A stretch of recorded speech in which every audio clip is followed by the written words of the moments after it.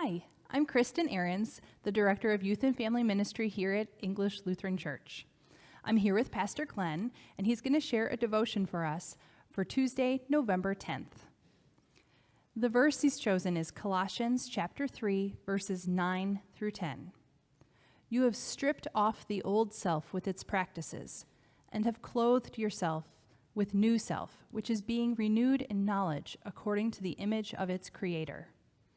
Pastor Glenn, what does it mean to be clothed with a new self? Well, when Jesus was resurrected, he looked the same as he did before he died, but he was not the same. Jesus was more powerful than he had been on earth.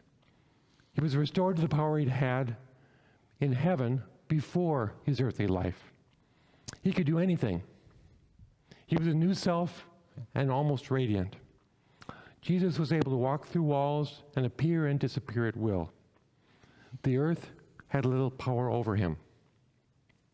Now, we Christians can't walk through walls like Jesus did, but we still have access to some of Jesus' spiritual power. Paul, in his letter to the Colossians, teaches us that if we trust in the power of the resurrection, we are not the same either. We are renewed and changed, and we put to death our earthly side. The earthly parts of life will have less hold on us. We become more and more aware of the spiritual side of life. We are able to strip off the limitations of our old self and live life in a new way. The pandemic has stripped life down to its basics.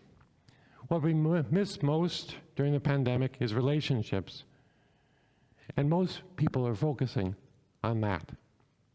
Relationships, we find, are really the most important part of life. Ministry during the pandemic is also stripped down to its most basic. No in-person worship, no fellowship in person. The services and church activities are important to ministry, but the pandemic has reminded me that in ministry, relationships are the most important. I try to connect members and their families with God.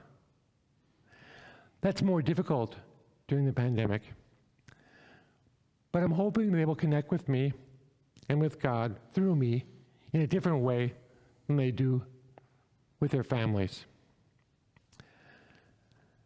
The rest of Colossians 3 talks about what that looks like in greater detail, how to put on the new self.